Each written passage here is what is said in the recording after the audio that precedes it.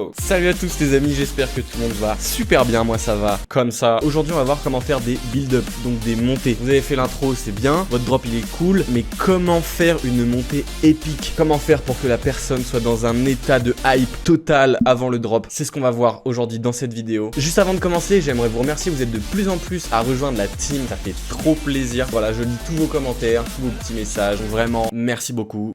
Continuez surtout à donner vos avis dans les commentaires, moi ça me permet d'améliorer la qualité de mes vidéos. En plus c'est une vidéo tous les dimanches, donc viens, rejoins-nous. Je vais pas vous faire attendre plus longtemps, j'enfile mon casque et on va tout de suite aller sur FL Studio. C'est parti. Nous voilà sur FL Studio. Ce projet fait partie d'une des tracks que j'ai sorti dans un EP cet été, toujours disponible sur toutes les plateformes. Streamez-moi ça. C'est un son un peu dance floor, un peu coolos. Donc ce qu'on va faire, c'est comme d'habitude, je vais vous mettre un petit extrait de la montée et après on va analyser tout ça. C'est parti.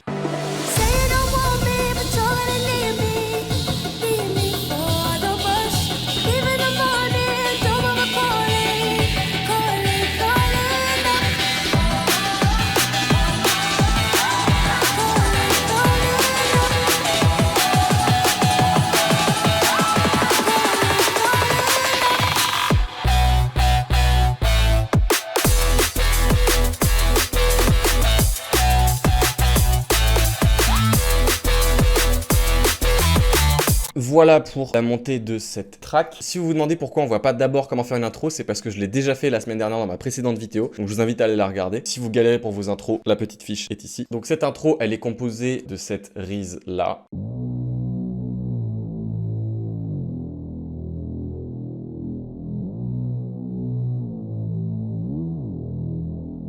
Voilà, qui correspond du coup à ce preset Serum. Alors cette rise, ce qu'elle fait, c'est tout simplement qu'elle suit la mélodie des notes du drop.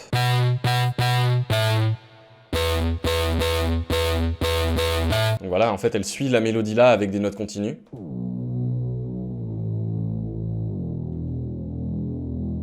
Ce que j'ai fait avec cette rise, c'est que j'ai mis un filtre qui coupe toutes les hautes fréquences et qui s'ouvre progressivement. Donc notre rise, elle est où cette pute? Elle est là. Donc voilà, dessus, comme vous pouvez le voir comme process, j'ai juste mis de la reverb. J'ai fait une automation de reverb et un EQ. Pour faire cette automation, c'est tout simple. En fait, vous prenez un EQ. Ici, dans les presets, vous pouvez choisir des presets tout faits. Là, moi, je conseille de prendre celui-ci. Vous aurez seulement la possibilité de couper haute fréquence et basse fréquence. Ce sera plus simple. Ce potard-là, il correspond à tout ce qui est haute fréquence. Donc pour les baisser ou les monter. Vous faites un clic droit dessus et Create an Automation Clip. Et ça va vous créer une automation. Du coup, alors pour ma part, c'est celle-ci. Et donc, j'ai fait une rampe progressive qui s'ouvre pour que la rise, au début, passe de ça. Et vers la fin, elle ressemble à ça. Donc ça fait quelque chose d'assez progressif, c'est coolos, on aime bien. J'ai fait exactement la même chose avec cette lead là. Sauf que là, comme vous pouvez l'entendre, j'ai mis la reverb à fond au début et j'ai coupé toutes les basses fréquences dessus. Si on se rend sur la lead et que j'ouvre l'EQ avec lequel j'ai fait une automation, alors on peut voir qu'il s'ouvre progressivement.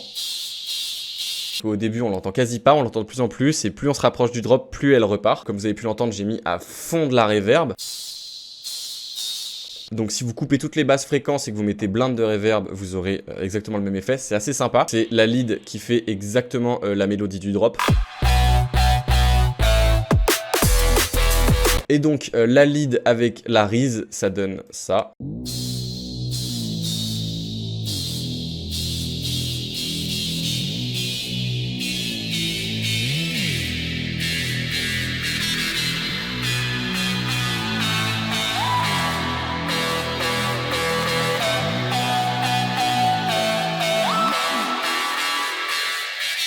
Donc j'ai fait exactement la même chose pour les deux éléments, reverb et automation de filtre. Ensuite, du coup, pour ce qui en est des risers, il y en a plusieurs. Tout d'abord, il y a celui-ci.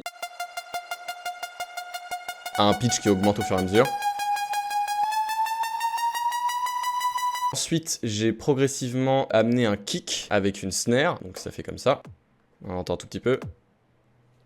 On va l'entendre de plus en plus. Et pour la deuxième partie de la montée, il y a une snare en plus, avec pas mal de reverb, comme vous pouvez l'entendre. Et plus on se rapproche du drop, plus j'ai resserré les kicks et la snare. Voilà, donc vous avez pu l'entendre, j'ai fait exactement la même chose. Plus on se rapproche du drop, plus j'ai coupé les basses fréquences et j'ai mis de la reverb fort. Ensuite, j'ai mis cette drum loop là.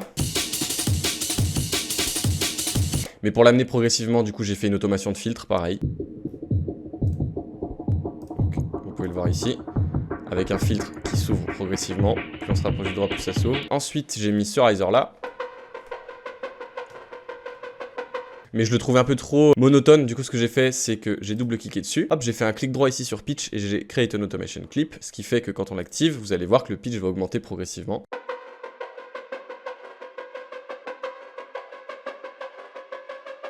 Niveau riser, je crois qu'on est bon. Maintenant, on va passer à tout ce qui est petit FX. Donc, juste avant le drop, j'ai mis ce FX là.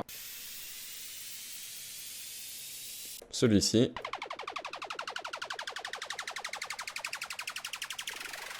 Celui-ci.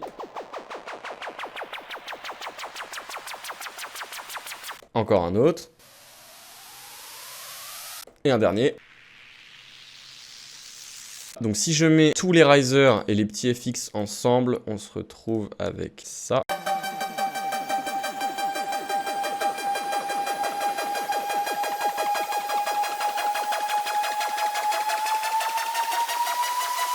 Comme vous avez pu l'entendre, ça fait bien monter la tension, on sent vraiment qu'il y a quelque chose qui arrive. Soyez pas timide hein, sur les risers, blindez-les. Par contre, faites juste attention au volume de les mettre assez bas. Au début, on a tendance à souvent les mettre trop fort. Donc essayez de trouver un juste milieu pour pas que ce soit trop fort et que dans votre mix, on n'entende pas que ça. Faut que ça vienne accompagner le tout, mais réglez le volume de vos FX en fonction de votre mix. Et normalement, vous devrez avoir un résultat comme ça. Et après, du coup, pour compléter le tout, au début de la montée, j'ai rajouté ce down filter là.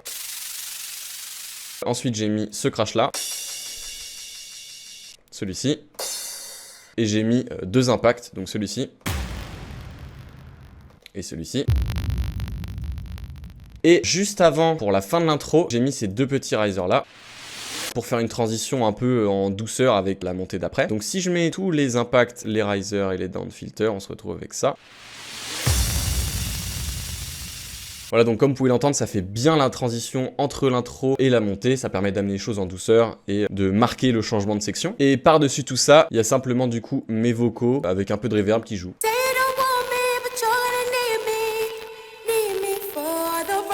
Comme vous pouvez le voir ici, les voix elles sont pas toutes exactement synchro, il y en a qui sont légèrement décalées. En fait c'est la même voix plusieurs fois. Quand vous la décalez légèrement, ça va vous donner une espèce de délai très court. Je vous invite à essayer cette technique, vous allez voir, ça peut faire des rendus sympas. Si on se met tous les éléments de la montée ensemble, on se retrouve avec ça.